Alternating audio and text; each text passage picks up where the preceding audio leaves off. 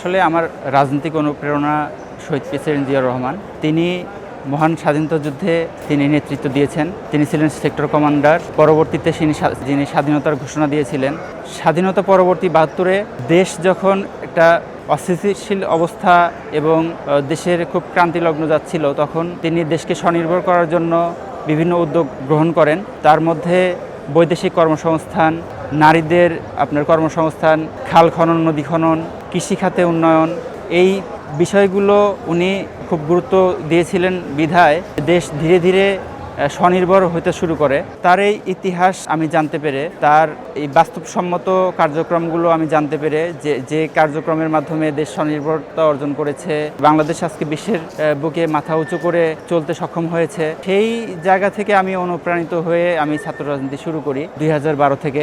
২০১২ সময়টি অনেক কঠিন সময় ছিল। বিরোধী দলের রাজনীতি দিয়ে আমার রাজনীতি শুরু। তখনকার তেজগাঁও কলেজের ছাত্রদলের সাধারণ সম্পাদক আমিনুল ইসলাম জাকির ভাইয়ের হাত ধরে আমার রাজনীতি শুরু। আমরা পাশাপাশি অবস্থান করেছি। ছাত্রলীগ, ছাত্রদল পাশাপাশি ব্রেঞ্চ ছিল। আমরা ওই পাশে বসতাম, ছাত্রলীগ এ পাশে বসতো। আমি দেখেছি যে ক্যাম্পাসে বিভিন্ন সময় ছাত্রদের অধিকারের আদায়ে আমাদের ছাত্রদল বিশেষ ভূমিকা রেখেছে, যেটা ছাত্রলীগ কখনোই রাখতে পারেনি। তাদের বিভিন্ন চাহিদা, বিভিন্ন প্রতিবন্ধকতা, এই জিনিসগুলা নিয়ে সবসময় ছাত্রদল কাজ করেছে। সেই জায়গা থেকে আমি ধীরে ধীরে আরও বেশি অনুপ্রাণিত হই।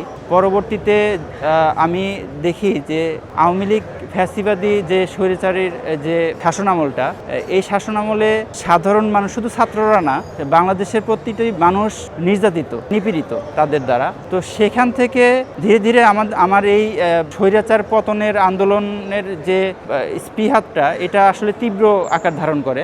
আমি কেন্দ্র ঘোষিত প্রতিটি প্রোগ্রামে আমি অংশগ্রহণ করার সর্বোচ্চ চেষ্টা করেছি। রাজপথে থেকে কখনো পিছপা হয়নি।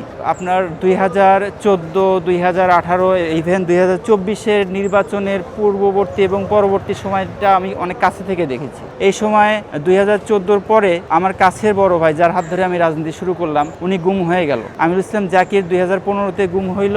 আসলে দীর্ঘ ১৭ বছরের আমার অভিজ্ঞতা ১৫ বছরের। তো এই ১৫ বছরের অভিজ্ঞতা খুবই কঠিন ছিল। আমাদের এই কলেজটা নিয়ন্ত্রণ করত ফরিদুর রহমান খান ইরান। উনি যে ধরনের রাজনীতি করতেন, ওনার নাম আসলে একটা আতঙ্কের নাম ছিল। ওনাকে শেল্টার দিতেন হচ্ছে ওনার যে গুরু, অবৈধ স্বরাষ্ট্রমন্ত্রী যাকে বলি আমরা, আপনার আসাদুজ্জামান খান কামাল। উনি এই আসনের এমপি ছিলেন এবং মন্ত্রী ছিলেন। তো সেই জায়গা থেকে আমরা এই কলেজে ছাত্র রাজনীতি করতে আমরা অনেক প্রতিবন্ধকতার শিকার হয়েছি। আমরা মার খেয়েছি, আমরা জেল খেটেছি। আমরা ক্যাম্পাসে রাজনীতি করতে এসে আমাদের ঘাড় ধাক্কা দিয়ে বের করে দেওয়া হয়েছে, আমাদের উপরে নির্যাতন করা হয়েছে, আমাদের অনেককে ধরে ধরে জেলে দিয়ে পুলিশের হাতে তুলে দেওয়া হয়েছে। এরকম ইতিহাসও এখান থেকে। একটা পর্যায়ে যখন এই রানিং যে ছাত্রলীগের কমিটি, তাজিম রবিন কমিটি, সেই কমিটি দেওয়ার পরে আমাদের আর ছাত্রদলকে ক্যাম্পাসে অবস্থান করতে দেওয়া হয়নি। আমাদেরকে সরাসরি নিষেধ করে দিচ্ছে যে ছাত্রদলের যদি কেউ এই ক্যাম্পাসে এবং ফার্মগেটের আশেপাশে দেখা হয়, তাদেরকে মারা হবে এবং পুলিশে দেওয়া হবে। তারপরে ধীরে ধীরে আমাদের ওইখান থেকে, তারপর থেকে আমাদের ক্যাম্পাসের রাজনীতি আস্তে আস্তে আমরা রাজনীতিটা এখান থেকে আমরা অন্য জায়গায় শিফট করি। আমরা কেন্দ্র ঘোষিত প্রোগ্রাম যেখানে দেওয়া হয়তো সেখানে আমরা প্রোগ্রামে অ্যাটেন্ড করতাম। দেখা যেত সংসদ ভবনের সামনে আমরা বসতাম, বা আশেপাশে যে কোনো জায়গায় আমরা বসে ছেলেপেলেদের একত্রিত করার, ছাত্রদের একত্রিত করে আমরা বিভিন্ন মিছিল মিটিংয়ে আমরা দলীয় কার্যক্রমে আমরা অংশগ্রহণ করার চেষ্টা করতাম। এভাবেই আমাদের আসলে ১৭ বছরের আমাদের আসলে ১৭ বছর নির্যাতনের দিক দিয়ে যদি আমার কথা যদি বলি, আমি প্রথমত আমি আমার এলাকায় নির্যাতিত। আমি আমার বাড়িতে থাকতে পারি নাই। আমার পৈতৃক সম্পত্তি এখন পর্যন্ত আওয়ামী লীগ দখল করে আছে, যেটা আমি উদ্ধার করতে পারি নাই। দ্বিতীয়ত, ঢাকাতে ক্যাম্পাসে আমি অনেকবার ছাত্রলীগের হাতে মার খেয়েছি, নির্যাতিত হয়েছি এবং জেল খেটেছি। আমি ২০১৮ সালে খালেদা জিয়ার গাড়িবহর থেকে আমি গ্রেপ্তার হই। আমাকে মিন্টু রোডে ডিবি কার্যালয়ে আমাকে ২৪ ঘন্টা গুম করে রাখা হয়। পরবর্তীতে আমাকে ১০ দিনের রিমান্ডে নেওয়া হয়। তারপরে রিমান্ড শেষে আমাকে কারাগারে প্রেরণ করা হয়। ৩ মাস কারাগারে ছিলাম। আমি হয়তোবা আমার মামলার সংখ্যা কম, এটা হয়তোবা আমার ভাগ্যটা ভালো ছিল, এজন্য মামলার সংখ্যা কম। আমার ২টি মামলা ছিল, কিন্তু আমি ১৭ বছরে আমি আমার জায়গা থেকে আমি সর্বোচ্চ ভূমিকা পালন করেছি। আমি রাজপথে সর্বোচ্চ আন্দোলন সংগ্রামে আমি ভূমিকা পালন করেছি। আসলে জুলাই আগস্টের যে আন্দোলন, এই আন্দোলনের আগে যে সময়টা আমরা পার করেছি, এই সময়টা আমাদের জন্য খুব কঠিন সময় ছিল, বিশেষ করে 2023-এর 28শে অক্টোবর, যখন একই দিনে জামাত এবং বিএনপি, জামাত সমাবেশ ডাকলো হচ্ছে মতিঝিলে, আমাদের বিএনপি সমাবেশ ডাকলো হচ্ছে পল্টনে। ওই সময়টা আসলে ওইটা একটা বিভীষিকাময় আমার কাছে এখনো মনে হয়। ওই সময়টাকে কিভাবে প্রশাসন কিভাবে আমাদের উপরে হামলা করলো। জুলাই গণ অভ্যুত্থানে আসলে আমার ব্যক্তিগত ভূমিকা অনেক, এটা আমি গর্ব করি। আমি থাকতাম হচ্ছে ঢাকার ড্যামরাতে। আমাকে এই অত্র এলাকায় মোটামুটি, যেহেতু আমি ছাত্রদল করি, অ্যাক্টিভ ছাত্র রাজনীতি করি, আমাকে সবাই চিনতো। তো আমি নিজের সেফটির জন্য আমি ড্যামরাতে থাকতাম। ড্যামরা থেকে আমি রেগুলার প্রোগ্রাম করতাম, যাতায়াত করতাম। তো ওই সময়টা যোগাযোগ ব্যবস্থা টোটালি বন্ধ ছিল। তো আমি পায়ে হেঁটে আমি যাত্রাবাড়ি পর্যন্ত আসতে পারতাম। যাত্রাবাড়ি পর্যন্ত এসে আমি ওদের সাথে যারা আন্দোলন সংগ্রাম ওই সময় আন্দোলন করছে, যাদেরকে পাইছি, তাদের সাথেই আমি এই স্বৈরাচার পতনের আন্দোলনে আমি যতটুকু আমার জায়গা থেকে আমি আমার ভূমিকা পালন করছি। যাত্রাবাড়িতে আমি 3 থেকে 4 দিন, একপাশে থানা, যাত্রাবাড়ি মোড়ে, ওইখানে আপনার হচ্ছে র্যাব, আপনার হচ্ছে পুলিশ, সেনাবাহিনীর লোকও দেখেছি আমি। ওনারা প্রতিনিয়ত ছাত্র জনতার উপরে ধাওয়া করত এবং গুলি করত। আমি দেখছি, প্রতিদিনই দেখছি। আমরা আমাদের জায়গা থেকে যতটুকু প্রতিহত করা দরকার প্রতিহত করেছি এবং তাদেরকে আমরা আহ্বান জানাইছি যে এই স্বৈরাচার পতনের আন্দোলনে আপনারা আমাদের পাশে দাঁড়ান, আপনার জনগণের পাশে থাকেন। আমি দেখেছি যে অসংখ্য ছাত্র জনতা গুলিবিদ্ধ হয়েছে, আমার সামনে অনেকে মারা গেছে এই যাত্রাবাড়িতেই। তারপরে আপনার হয়তোবা মনে আছে, আপনার রামপুরা যেদিন বিটিভি ভবনে যেদিন আগুন দেওয়া হয়, এটা আসলে ওই সময়টাতে আমি ওইখানে অবস্থান করেছিলাম। ওইখানে আমি একটা নিজের উদ্যোগে আমি একটা স্পট তৈরি করি, আমি নিজের উদ্যোগে, যে এইখানে আমি আলাদা একটা স্পট করব। ওখানকার ছাত্র জনতাকে আমি ঐক্যবদ্ধ করে আমি নেতৃত্ব দিয়ে ওইখানে আমি আগুন জ্বালিয়ে আমি ওই জায়গাটা আমি আমার কন্ট্রোলে নিই। রামপুরা বনশ্রী যে এরিয়াটা, আমি যেদিন রামপুরা বিটিভি সেন্টারে যেদিন আগুন দেওয়া হয়, ওই দিনে আমি উপস্থিত ছিলাম। আমি ছিলাম হচ্ছে আপনার বনশ্রী থেকে রামপুরার এই মাঝামাঝি জায়গাটায়। একপাশ থেকে পুলিশ এবং আপনার প্রশাসনের লোক যেভাবে টিয়ার শেল এবং রাবার বুলেট নিক্ষেপ করতেছিল, সেই টিয়ার শেলের ঝাঁজ আমরা সাধারণ জনগণ এবং আমি এটা কোনোভাবে সহ্য করা সম্ভব হচ্ছিল না। পরবর্তীতে আমরা আশেপাশে যেগুলো কাঠ বলেন, বাঁশ বলেন, খড়কুটা বলেন, এগুলো একত্রিত করে আমরা ওখানে আগুন জ্বালিয়ে আমরা ওই টিয়ার শেলের ধোঁয়া থেকে বাঁচার জন্য আমরা চেষ্টা করি। তো এইভাবে আমরা আন্দোলনটাকে আমরা সামনের দিকে অগ্রসর করার সব সময় চেষ্টা চালিয়ে গেছি। এবং ঢাকায় কি হচ্ছে এটা সব সময় আমি আমার এলাকাতে আমি ইনফর্ম করতাম, যারা এলাকায় যারা আন্দোলন করছে, আমার ছোট ভাই সহযোদ্ধা যারা আছে আমার এলাকার, যারা চেয়েছিল এই স্বৈরাচার পতন হোক, তাদেরকে আমি বিভিন্নভাবে বিভিন্ন মাধ্যমে আমি তাদেরকে ইনফর্ম করতাম যে না, তোমরা থেমে যাও না, তোমরা আন্দোলন চালিয়ে যাও, সামনে ইনশাল্লাহ আমাদের ভালো কিছু, আমরা আশাবাদী, আমরা আর একটু চেষ্টা করলে হয়তো বা এই সরকার পতন সম্ভব। এভাবে আমরা আমাদের আসলে অনুপ্রাণিত করার কেউ ছিল না ওই সময়টা, কারণ আমাদের ভিতরে আমরা নিজেরাই আমরা প্রতিজ্ঞাবদ্ধ ছিলাম এই স্বৈরাচার পতন কিভাবে পতন করব বা পতন করতেই হবে। এই আমার নিজের ভিতরে এই কমিটমেন্টটা আমার কাজ করছে। আপনার 4ই আগস্ট আমাদের স্পট দেওয়া হলো শাহবাগে। আমরা আসার আগেই শাহবাগ ছাত্রলীগ, যুবলীগ, স্বেচ্ছাসেবক লীগ এবং আরও আওয়ামী লীগের বিভিন্ন অঙ্গ সংগঠনের লোকজন পুরো শাহবাগ নিয়ন্ত্রণে নিয়ে নেয়। পরবর্তীতে আমাদের সাথে পাল্টা ধাওয়া হয়। পরবর্তীতে ওনাদের হাতের অস্ত্র ব্যবহার করে আমাদেরকে গুলি করে। আমাদের অনেক ভাই শহীদ হন। পরবর্তীতে ওনারা পিজির ভিতরে অগ্নিসংযোগ করে পালিয়ে যাওয়ার পরে আমরা পরবর্তীতে তাদেরকে ধাওয়া দিয়ে আমরা বাংলা মোটর পর্যন্ত আমরা এই এরিয়াটা আমরা দখলে নেই। কিন্তু আসলে ওই সময়গুলো আসলে খুবই লোমহর্ষকর বর্ণনা আমি দিচ্ছি। এই অভিজ্ঞতাটা আসলে এই এক্সপিরিয়েন্সটা যারা ওই দিনে ওখানে উপস্থিত ছিল তারাই বলতে পারবে।